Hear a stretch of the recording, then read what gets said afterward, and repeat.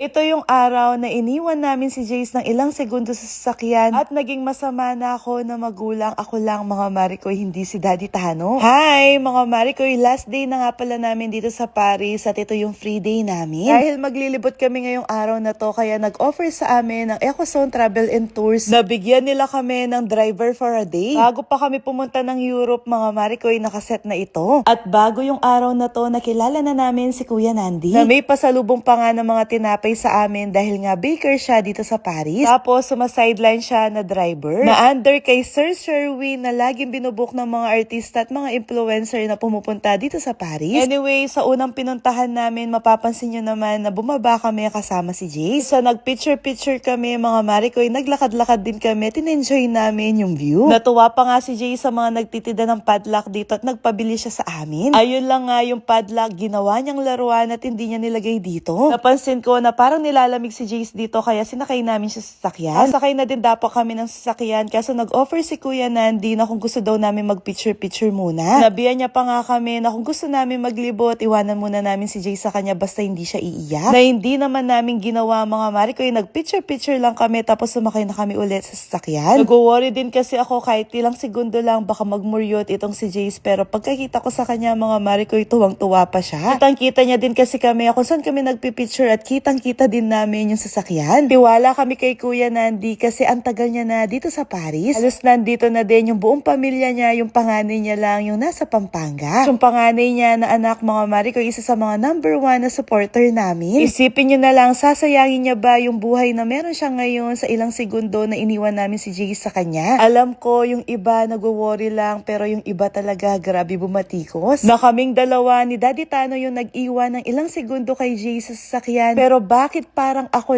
lang na nanay yung binabatikos ng kapwa nanay din? Yung iba talaga, hinihintay ka lang nila na magkamali at nakaabang sila kapag nagkamali ka. O sinabihan kami ni Kuya Nandi na pwede kami maglibot at iwanan si Jay sa kanya na hindi naman namin ginawa. Iniwan lang namin siya para magpicture ng ilang segundo pero sa bawat pinupuntahan namin kasama namin si Jace. Oo, madaming pwedeng mangyari sa ilang segundo. Madami ding nagsabi na wag iwanang basta-basta yung bata kahit nasa kamag-anak pa. Totoo naman yun, kaya nga hindi naman namin basta iniwan lang si Jace. Kaya nga every time na nagta-travel kami ni Daddy Tano, tinatry namin yung best namin, sinasama talaga namin si Jace. Kaya nga may kasunduan kami ni Daddy Tano, pwede siya mag-travel abroad na mag-isa, pwede din ako mag-travel abroad na mag-isa. Basta dapat isa sa amin ay naiiwan kay Jace. Sa usapan namang pagtitiwala sa ibang tao, sa mga taong nakapaligid sa amin. Ayokong mabuhay mga Marikoy na laging nagdududa. Oo, siguro may pagkakamali kami na dapat hindi namin iniwan si Jace ng kahit ilang segundo lang. Pasensya na, hindi po kasi kami mga perpektong mga magulang at sa bawat pagkakamali namin ay natututo kami. Importante sa amin ngayon, walang nangyaring masama kay Jace. At kung may nangyari mang masama sa kanya sa pag-iwan namin sa kanya ng ilang segundo, unang-unang sisisihin po namin yung mga sarili namin. Anyway, pagkatapos namin kumain at pagkatapos mahimatay ni Daddy Tano sa bill mga Marikoy, tinuloy na namin yung paggala namin. Nakakatuwa nga itong si Jace mga Marikoy, kahit labas-pasok kami sa sasakyan, hindi siya nagmumuryot. Next na pupuntahan nga pala namin ay museum at sa biyahe pa lang mga Marikoy, nag-e-enjoy na kami sa mga nakikita namin. Ang beses din naming nadaanan at natanaw yung Eiffel Tower. Share ko na nga din pala sa inyo na mag-6 na taon na si Jace. 6 na taon na din kami na magkasama. At kilalang kilala ko na itong si Jace kahit na may autism siya. Alam na alam ko kapag hindi siya panatag sa isang sitwasyon or sa isang tao na kasama namin. Meron siya mga panic attack mga Marikoy na kami lang yung nakakakita at nakakaalam kapag nangyayari yun. Kung mapapansin nyo, nakailang kasambahay na kami bago si Ate Christine. Kasi nga lagi kong iniisip at tinatansya yung mga nagiging reaction ni Jace kapag may bagong tao sa buhay namin. Bago si Ate Christine, may isang kasambahay na pumasok sa amin. Try kami ni Daddy Tano na iwanan ng ilang minuto sa kanya si Jace habang pinapanood namin sila sa CCTV. Kapasok pa lang nung kasama namin sa bahay sa kwarto ni Jace mga Marikoy, pinupush na niya, pinapaalis na niya. Tapos paikot-ikot sa kwarto si Jace na parang wala sa sarili. Agad ko siyang pinuntahan na para bang ang dami niyang gustong isumbong sa akin. Hanggang sa nalaman namin na ang dami na pala namin nawawalang gamit. Bukod sa gamit namin, pati mga laruan ni Jace hindi niya pinatawad. Kaya pala naging ganun yung reaction ni Jace nung iniwan namin siya sa kanya. Kasi alam niya na kapag wala kami sa bahay, may gagawin na hindi maganda itong kasama namin sa bahay. At naaktuhan namin siya dahil sa pera at tinanggi niya mga Maricoy. Tapos gumawa na lang ako ng dahilan para tanggalin siya. Kaya simula noon, mas lalo kaming naging mapili sa pagkuha ng kasama sa bahay. Ngayon ko lang din ito na share sa inyo, madami pang mga pangyayari sa buhay namin. Pinipili namin na hindi na lang i-share. Bilang isang content creator mga Maricoy, piling-pili lang yung mga sinishare namin sa inyo. Kaya hindi ibig sabihin na kapag napapanood nyo kami ng ilang segundo or ilang minuto, ay alam nyo na yung buong buhay namin at pagkatao namin. At oo, pinili at ginusto namin yung buhay na to. At hindi namin kayo mapiplease lahat. Sa akin lang mga Maricoy, 2026 na ngayon, na lagi nating piliin na maging mabuti sa ibang tao. Niniwala din kasi ako na lahat tayo ay may taglay na kabutihang puso. Anyway, nandito na nga pala kami sa outlet at ayan, iniwan na naman namin si Jace na mag-isa. Charot lang, nandyan lang kami sa tabi niya at sobrang proud ko sa kanya. Pinagmamasdan ko siya dyan kasi naiintindihan niya yung sinasabi ko sa kanya na hintayin niya kami, nagsha-shopping lang kami. Pero ang totoo mga Maricoy, alternate kami dyan ni Daddy Tano. Kapag ako yung namimili, si Daddy Tano yung kasama ni Jace. Kapag siya naman yung namimili, ako yung kasama ni Jace. At ito na nga rin pala yung time na binilhan ko si Daddy Tano ng bag kasi bawat bag tinitignan niya yung presyo mga Maricoy. Sabi niya sa akin, napakamahal pala daw ng presyo ng mga ganitong bag. Kaya sabi ko sa kanya, pumili na siya ng gusto niya at ako na yung bibili para sa kanya. Siyempre mga Maricoy, kung meron akong bagong bag, dapat meron din siyang bagong bag. Lalo na ito yung kaunaw ng first luxury bag niya. Ayaw niya pa nga pumili dyan, next time na lang, pero nag-insist ako sa kanya, kaya napapili ko din siya. Touch pa nga ako kay Jace kasi nakita niya natanggal yung tirintas ng sapatos ko at nilalagay niya. Kabayad nga pala namin sa bag mga Maricoy, umalis na kami dito sa outlet. Tok, tok, tok, tok, tok, tok, tok, tok. Tok, tok!